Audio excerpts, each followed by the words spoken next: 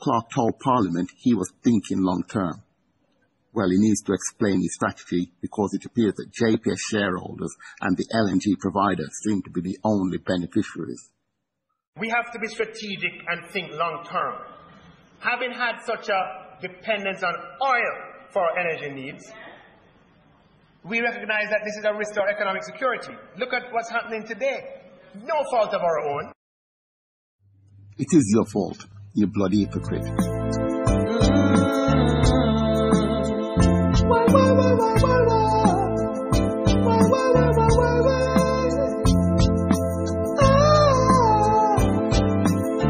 A week after his closing budget presentation, the Finance Minister of Jamaica, Dr. Nigel Clarke, was elected chairman of the Board of Governors of the IDB.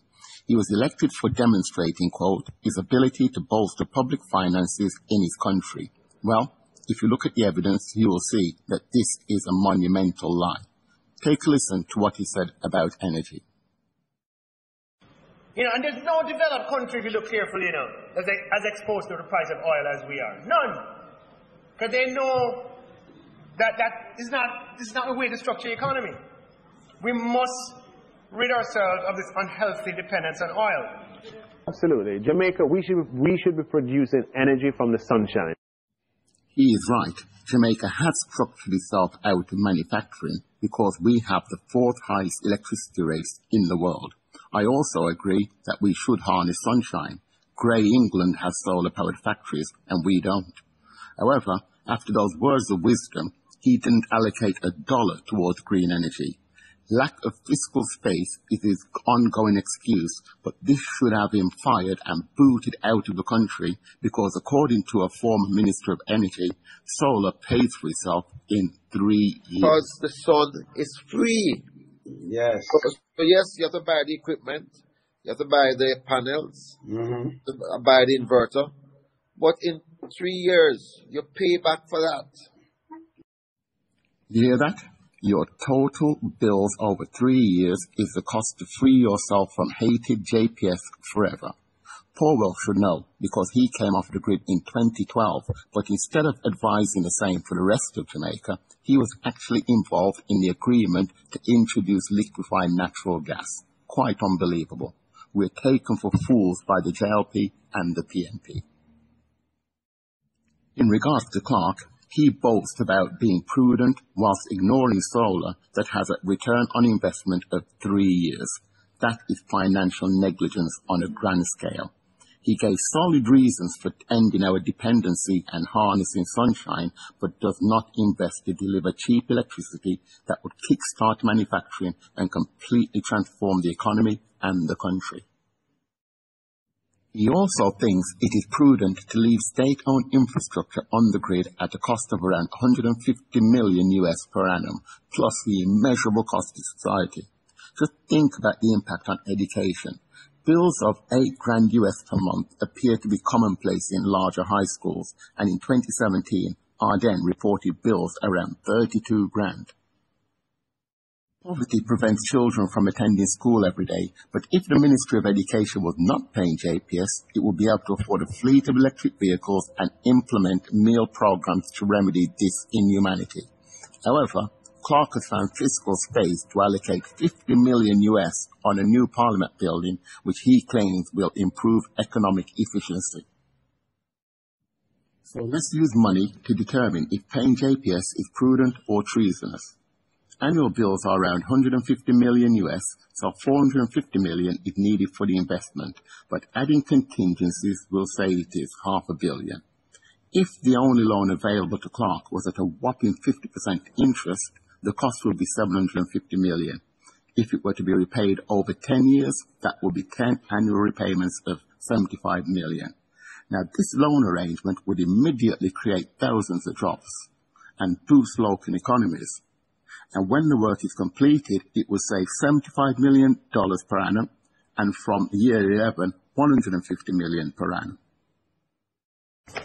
So, even with a loan shark interest rate of 50%, significant monies are made available for additional investment in much-needed infrastructure, such as farm roads, and this would create even more employment. You would also expect a decrease in crime and its annual $500 million US bill.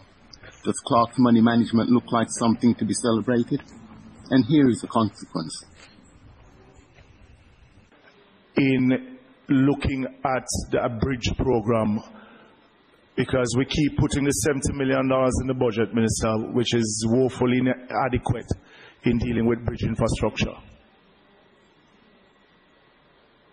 Member, I agree with you that it's inadequate, but that's what we can afford at this time.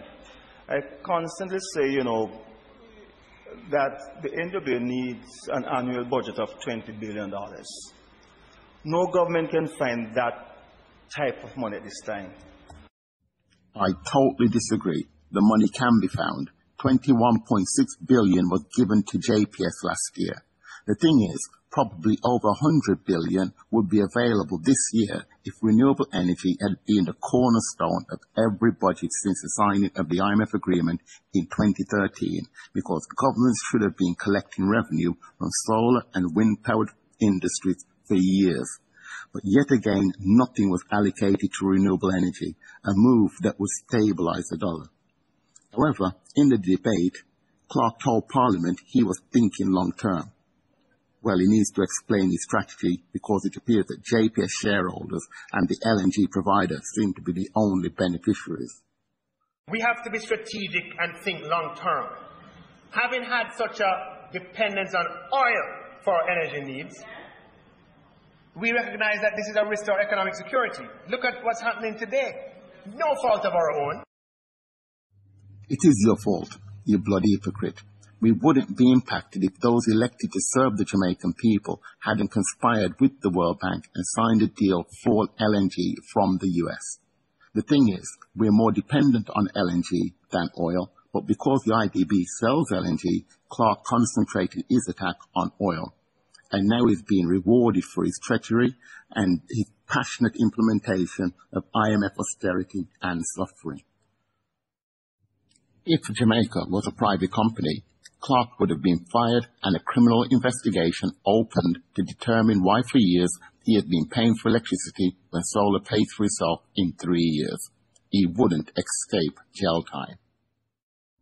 But this evil and immoral mismanagement is celebrated and rewarded by the IMF, World Bank and IDB, because their role is to keep poor countries poor, indebted and dependent, and unfortunately they have willing servants.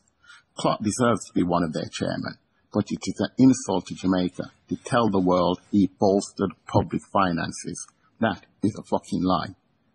Jamaica cannot continue to be abused by these organizations. If you agree, let's form a group to devise a plan of action, because something must be done. Xaymaca, unity, them for no straight love we need in the community. It's time for us to unite, my brothers, my sisters, let's join hands together. It's the only way to rise above inequality. One nation, freedom, my people, freedom.